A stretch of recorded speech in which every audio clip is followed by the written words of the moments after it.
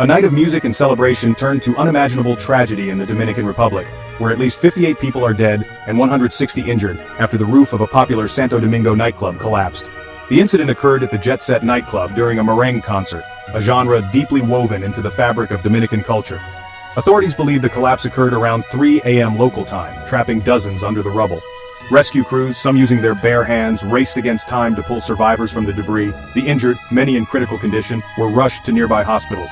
The Dominican government has declared 3 days of national mourning as the nation grapples with the scale of this heartbreaking event.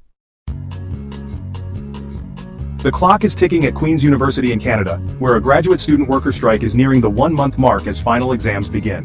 The strike, fueled by a dispute over wages and working conditions, has left many students deeply concerned about the impact on their academic futures. The union representing the grad students argues that their current wages are not livable, especially given the soaring cost of living in Kingston, Ontario. The university, while acknowledging the financial challenges faced by some students, maintains that its offer is fair and equitable. Negotiations continue, but with the academic year drawing to a close, the stakes are getting higher by the day.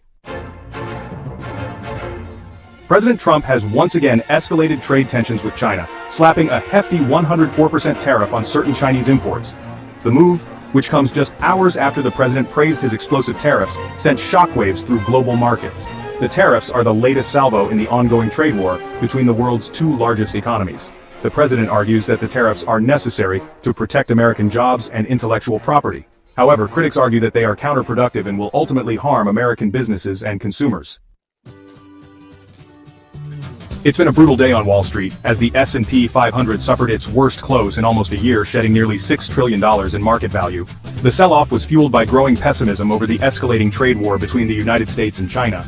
Investors had been hoping for a last-minute breakthrough in trade talks, but those hopes were dashed as the midnight deadline for a deal passed without any progress. The market's sharp decline is a clear sign that investors are growing increasingly concerned about the potential impact of the trade war on the global economy. Despite his party's slump in the polls, NDP leader Jagmeet Singh is projecting an image of determination as he navigates the Canadian political landscape. With the next federal election still 2 years away, Singh is laser-focused on one key objective: electing more NDP MPs to the House of Commons. He argues that the NDP is the only party truly fighting for everyday Canadians, particularly on issues like healthcare, affordable housing, and climate change. Whether Singh can translate his message into electoral success in 2025 remains to be seen, but one thing is certain: he's not backing down from a fight. In a potentially significant development, Iran has signaled its willingness to return to the negotiating table on its nuclear program.